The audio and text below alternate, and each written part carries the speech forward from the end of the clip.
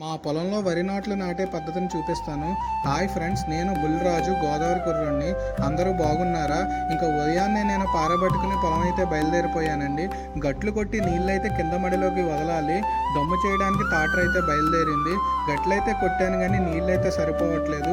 ఇంకా మోటార్ దగ్గరికి వెళ్ళి మోటార్ ఆన్ చేశానండి. నీళ్లు ఈ కాలువ ద్వారా మడిలోకి అయితే వెళ్తాయి. ఇక్కడ కనిపించే వాళ్ళందరూ వెస్ట్ బెంగాలీ కూలీలు. ప్రతి సంవత్సరం మా ఊరు వచ్చి నాట్లు నాటి వెళ్తారండి. ప్రస్తుతం వీళ్ళైతే నారు కట్టలు కడుతున్నారు. ఇలా నారు ఎందుకు కట్టలు కడతారంటే మడిలో నాట్లు నాటుకోవడానికి చాలా సులభంగా ఉండిద్ది. వీళ్ళ నారు కట్టే సమయంలో ఏ తాడు ఉపయోగించరు, ఆ నారనే కట్టు కింద కడతారు. మీ ఊర్లో కూడా నారు కట్టలు ఈ విధంగా కట్టినట్టయితే నాకు కామెంట్ బాక్స్లో మెసేజ్ చేయండి. ఈ నారు కట్టలు చూడడానికి అయితే ఈ విధంగా ఉంటాయండి. ఇంకా నారు కట్టడం పూర్తయిన తర్వాత దమ్ము తాటరు వచ్చిందని చెప్పి అక్కడికి వెళ్ళాను. ఈ తాటరు వేరే పొలంలో దమ్ము చేసి వచ్చినట్టుంది. చూడడానికి చాలా మట్టి మట్టిగా ఉంది. ఇంకా మా పొలంలో అయితే దమ్ము మొదలు పెట్టాము.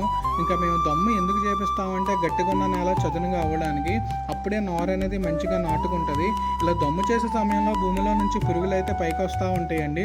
వాటిని తినడానికి కొంగలు కేరింతలు కొడుతుంటాయి. ఈ దృశ్యం ఓన్లీ నార్లు నాటే సమయంలోనే కనిపించింది, మరి ఎప్పుడు కనిపించదు. ఈ లోపు కూలీలు నారు కట్టలు మోసుకొస్తున్నారండి మడిలో వేయడానికి. మడిలో వేసి నారులు నాటడం అయితే మొదలు పెడతారు. వీళ్ళు ఎకరానికి 4,000 తీసుకుంటారండి నాటినందుకు. మాకు 4 గంటలు పట్టిందండి. 2 ఎకరాలు నాటారు. వీళ్ళు చాలా వేగంగా నాటుతారండి నాట్లు, అందుకనే వెస్ట్ బెంగాల్ నుంచి వస్తారు. ఈ విధంగా నారులు నాటడం అయితే పూర్తయింది. ఇంకా నాకు ఆకలేస్తుందని చెప్పి గట్టు దగ్గరికి వెళ్ళానండి. ఇంకా మొహం కడుక్కొని బయలుదేరాను. ఈ లోపు మా అవ్వ క్యారేజ్ తీసుకుని వచ్చిందండి. క్యారేజ్ తీసుకుని చెట్టు దగ్గరికి వెళ్ళానండి. ఇంకా అక్కడ కూర్చుని నేను మా మావయ్య అయితే తిన్నాము. ఈ లోపు గేదెలు అరుస్తున్నాయి అని చెప్పి వాటిని కాసేపు అయితే ఉప్పాను. అవి మేస్తా ఉన్నాయండి. ఇంకా చుట్టూ చూస్తే నాకు చెట్లకి పిచ్చుకగూడులు కనిపించాయండి. చూడడానికి చాలా ఆనందంగా ఉంది. ఎప్పుడో నా చిన్నప్పుడైతే చూశానండి, ఇప్పుడు మళ్ళీ కనిపించాయి. మీకు కనిపించినట్టయితే కామెంట్ బాక్స్లో మెసేజ్ చేయండి. నారు నాటిన తర్వాత ఈ విధంగా ఉండిద్ది. ఇంకా నాకు చాలా ఆకలేస్తుందని చెప్పి మా చేను పక్కన ఉన్న తోటలోకి అయితే వెళ్ళాను. జాంకాయలు అయితే లేవు కానీ ఒక చిలక కొట్టిన జాంకాయ అయితే ఉందండి. ఇక్కడ తినడానికి ఏమీ దొరకవు, ఈ పండ్లే దొరుకుతాయి. అందుకని ఈ కాయ తిన్నానండి. చిలక కొట్టినదైనా సరే చాలా తీయగా ఉండిద్ది. ఈ తోటలో చాలా రకాల పళ్ళు అయితే దొరుకుతాయి.